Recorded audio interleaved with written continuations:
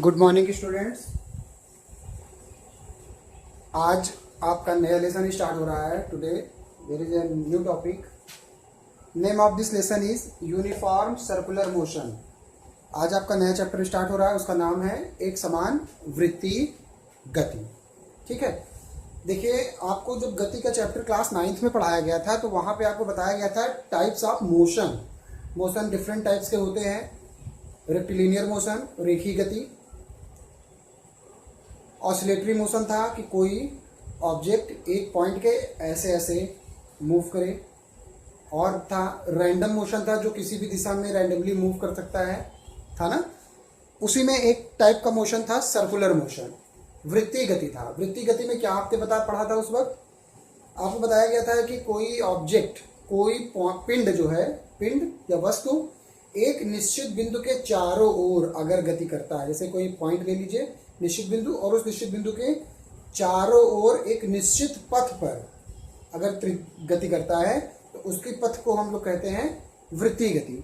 अब यहाँ एक समान वृत्तीय गति का मतलब यह हुआ कि वह जो निश्चित बिंदु है उस निश्चित बिंदु से पथ द्वारा जो भी गति हो रही है वो हर एक बिंदु पर उसकी डिस्टेंस इक्वल है, मतलब वो समान, उसकी जो त्रिज्या है वो समान होनी चाहिए, वो बदले नहीं।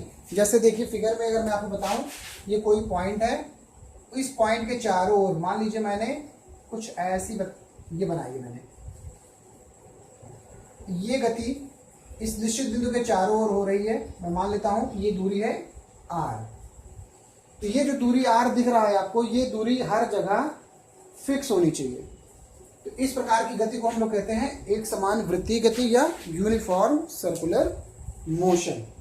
तो अगर डेफिनेशन पूछी जाती है तो डेफिनेशन में आप यही बताओगे कि अगर कोई ऑब्जेक्ट एक फिक्स पॉइंट के चारों ओर इस प्रकार गति करे कि उसका फिक्स पॉइंट से distance in all area equal हो, पूरे रेंज में वो इक्वल हो, तो उसके मोशन को हम लोग कहेंगे यूनिफॉर्म सर्कुलर मोशन। ठीक है, तो ये होगा इसकी डेफिनेशन। अब इसी में कुछ छोटे छोटे डेफिनेशंस और आएंगे, वो आपको केवल समझना है। समझ लेंगे तो चीज़ें इजी हो जाएंगी, इस चैप्टर में बहुत कठिनाई नहीं होती। जैसे देखिए मैं इसको अपने तरीके से समझाने की कोशिश करूंगा आपको, आप इसको समझिए। ये हम जानते हैं, अगर ये सर्कुलर मोशन है तो हम इसमें मैथमेटिक्स की हेल्प ले सकते हैं। सर्कल का जो हम लोग ज्योमेट्री में पढ़ते हैं, ये रेडियस है तो ये भी रेडियस होगा। अब हम मान लेते हैं कि देखिए इसमें क्या क्या कौन कौन सी नई डेफिनेशन आपको मिलेगी। तो जैसे आपने लीनियर मोशन में, रेखीय गति में आपने पढ़ा था रेखीय गति के बारे में, रेखीय विस्थापन के बारे में। रेखीय विस्थापन में आपने क्या बताया था कि एक निश्चित समय में पिंड द्वारा तय की गई दूरी जो होती है वह उसका विस्थापन होता है। समय t1 पे बॉडी इस दूरी पर थी, समय t2 पे बॉडी इतनी दूरी पे गई, तो उसका टोटल डिस्प्लेसमेंट टाइम के साथ बताते हैं कि t2 माइनस t1 समय में उसका डिस्प्लेसमेंट कितना हो गया। उसी प्रकार हमको यहाँ पे भी देखना है कि अगर मान लीजिए शुरू में कोई पिंड यहाँ पे है, बिंदु P पर कोई पॉइंट P है, ठीक है, उस वक्त हम मान लेते हैं t1 टाइम है, t1 टाइम पर, और ये P पॉइंट पर है। थोड़ी दूर, थोड़ी समय बाद वो पिंड यहाँ से इस पॉइंट Q पर पहुंच गया। टाइम कितना लग गया? t2, और वो कितना एंगल यहाँ से मूव कर गया। देखिए हमको यहाँ पे सर्कुलर मोशन करना है, तो हमारे पास यहाँ पे there are two types of motion, आपको यहाँ दिखनी है कि आप एक तो ये जो इसके सर्कमफ्रेंस पे आप मूव कर रहे हो वो देखना है, और देखना है कि रेडियस के रेस्पेक्ट में ये एंगल कितना चेंज हो रहा है। तो आपको एक प्रकार से यहाँ पे एक एंगल की डेफिनेशन मिलेगी, और आपको ये जो सर्कमफ्रेंस में आप पढ़ते हो वो मिलेगी। तो यहाँ पे देखिए ये डिस्टेंस एक आपको मिल रहा है। अभी मैंने यहाँ t1 और t2 टाइम ऐसे ले लिया है, कुछ बुक्स में टाइम बदल के कुछ और भी कर देगा, तो आपको परेशान होने की जरूरत नहीं है। मैं मान लेता हूँ कि ये एंगल इसने थीटा चेंज किया, यहाँ पहले 0 डिग्री था, 0 से फिर वो थीटा पहुँच गया। तो ये जो थीटा है, इस थीटा को हम लोग यहाँ पे कहते हैं कोणीय विस्थापन। इंग्लिश में हम इसको कहते हैं एंगुलर डिस्प्लेसमेंट। ठीक है, और ये जो PQ है जिसको हम लोग आर्क बोलते हैं, PQ को हम लोग गणित की भाषा में चाप या आर्क बोलते हैं ना। इसको हम लोग यहाँ पे अगर मान लीजिए यहाँ से यहाँ तक उसने कुल कितनी दूरी तय कर ली है, तो हम मान लेते हैं डेल्टा एस। पहले यहाँ पे था, बाद में वो यहाँ पहुंच गया, तो टोटल पीक्यू डिस्टेंस उसने कवर की, तो डेल्टा एस, इसी को हम लोग डेल्टा एस भी बोलते हैं। और इसको हम लोग यहाँ पे बोलेंगे रेखीय विस्थापन, रेखीय विस्थापन, लीनियर डिस्प्लेसमेंट।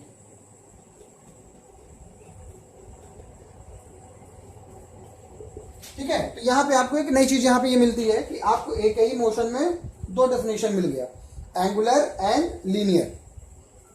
अब हम अगर एंगल की डेफिनेशन को लेकर चले तो एंगल इज इक्वल टू होता क्या है, हमें मालूम है। अगर हम इसको हम थीटा बोले हैं, कुछ बुक्स में इसको थीटा 1 और थीटा 2 लेके चलता है, तो फिर रिजल्टेंट डेल्टा थीटा आता है। अगर हम थीटा की डेफिनेशन देना चाहें तो कोण इज इक्वल टू क्या होता है, angle is equal to arc upon radius. Arc में कितना है, डेल्टा एस, और रेडियस कितना है, आर। तो ये आप इसको याद रखिएगा, इस फॉर्मूले का उपयोग आपको करना है। ये हो जाएगा, देखिए जो डिस्प्लेसमेंट आपका है वो यूनिट उसका एसआई यूनिट मीटर सपोज कर लीजिए, और आर भी मीटर में है, तो ये विमाहीन डायमेंशनलेस होता है और यूनिटलेस होता है। ठीक है, इसको हम लोग फंडामेंटल अगर क्वांटिटीज में देखते हो, रेडियन और स्टेरेडियन दो वर्ड आप पढ़ते हो, तो रेडियन वगैरह भी हम लोग इसको कह देते हैं। अच्छा, अब इसके आगे देखिए, अगर हम इसी को टाइम के रेस्पेक्ट में देखें, यहाँ T1 टाइम था, यहाँ T2 टाइम था, तो चेंजेस कितना हुआ। अगर हम इसको यहाँ पे ऐसे लेकर आए, delta theta upon delta T, delta theta upon delta T, ये क्या है, एंगुलर डिस्प्लेसमेंट, कोणीय विस्थापन, और ये क्या है, समय परिवर्तन। तो आपको याद होगा वेग बराबर क्या होता था, विस्थापन डिस्प्लेसमेंट अपॉन टाइम होता है। टाइम के रेस्पेक्ट में डिस्प्लेसमेंट कितना हुआ, मतलब टाइम के रेस्पेक्ट में डिस्टेंस कितनी चेंज हुई, उसका अनुपात जो होता है वो वेग कहलाता है, वेलोसिटी कहलाती है। यहां पे इस वेलोसिटी का मतलब हुआ लीनियर वेलोसिटी, रेखीय वेग। अगर इसकी जगह पे ये, अगर ये जो विस्थापन आपका ये कोणीय हो जाए और समय भी जो कोण के रेस्पेक्ट में चल रहा है, तो ये वेग जो हो जाएगा वो कोणीय वेग हो जाएगा। तो delta theta upon delta T को हम लोग लिखेंगे कोणीय वेग, एंगुलर वेलोसिटी। ठीक है, और इसको हम लोग डिनोट करेंगे, एक नए ग्रीक लेटर है ओमेगा, इसको हम लोग कहते हैं ओमेगा, ओमेगा। ठीक है, तो ये आपको ध्यान रखना है कि delta theta upon delta T अगर हम कर रहे हैं, मतलब कोण को जो हम टाइम के रेस्पेक्ट में चेंज करेंगे, तो जो आपको वेलोसिटी मिलेगी वो कोणीय हो जाएगी, एंगुलर हो जाएगी। ठीक है, और अगर आपको मान लीजिए ये लिखना होता delta S upon delta T, delta T का मतलब क्या है, टाइम चेंजेस, और डेल्टा एस का मतलब है डिस्प्लेसमेंट चेंजेस। इसको हम लोग लिखते हैं रेखीय वेग, रेखीय वेग, और रेखीय वेग को हम लोग लिखते हैं इंग्लिश में लीनियर वेलोसिटी।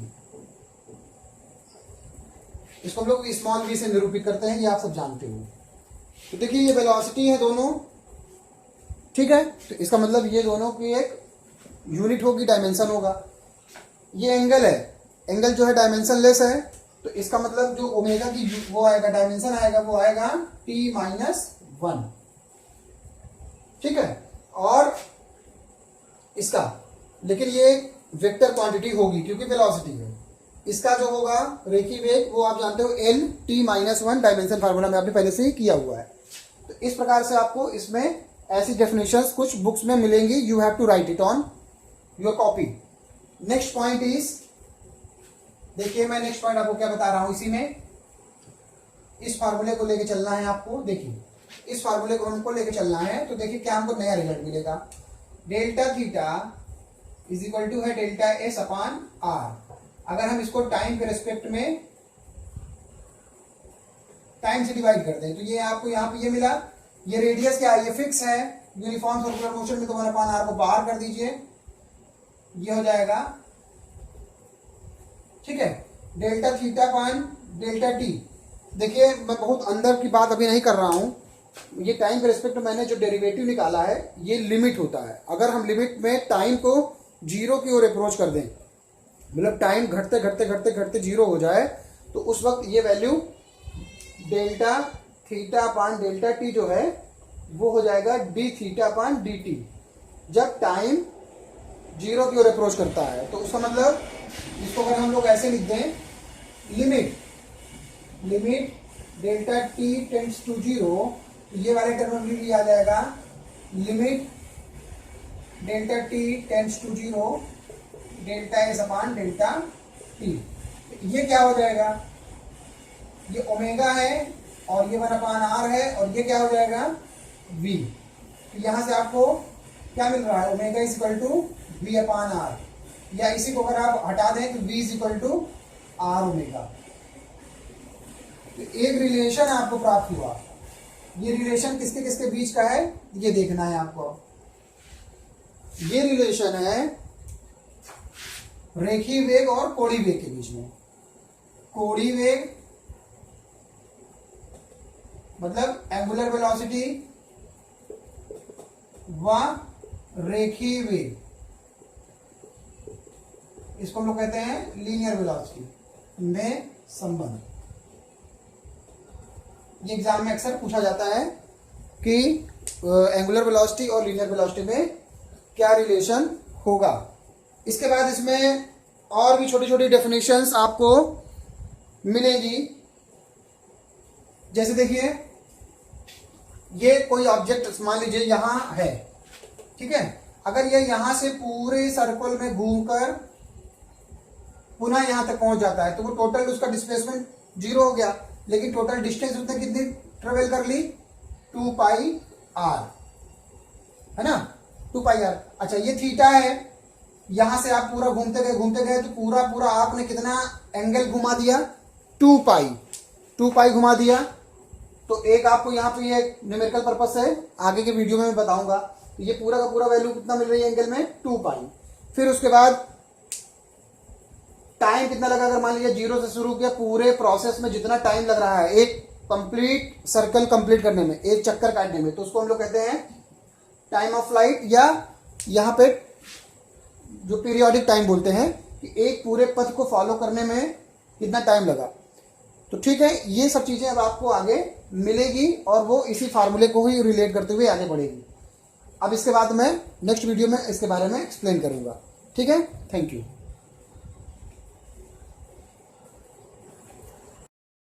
भैया बहनों, एक छोटा सा पॉइंट आप इसमें ऐड कर दीजिए, छोटा सा और है।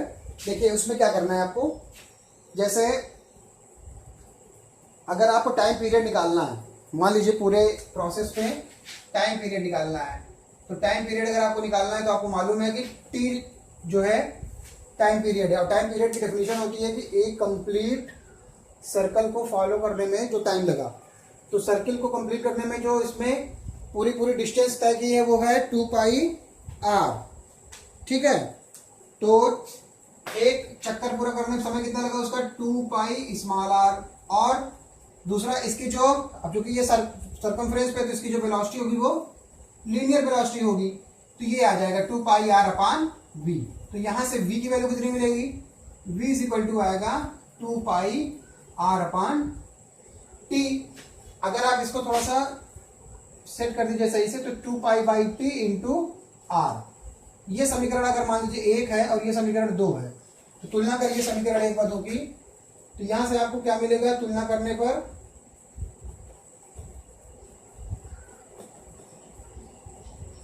ओमेगा की वैल्यू मिलेगी 2 पाई बाई टी। ओमेगा की वैल्यू मिल रही है 2 पाई बाई टी। मतलब जो ओमेगा आपने अभी तक कोणीय वेग पढ़ा था, एंगुलर वेलोसिटी पढ़ी थी, उसकी टाइम पीरियड के रिस्पेक्ट में जो वैल्यू आएगी वो आएगी omega is equal to 2 pi by T. Last year हमने छोटी सी डेफिनेशन और पढ़ी थी फ्रीक्वेंसी की। फ्रीक्वेंसी क्या होता है, टाइम का इनवर्स होता है ना, अगर याद हो, जिसको हम लोग n या f पढ़ते हैं, और ये होता है 1 अपॉन टी।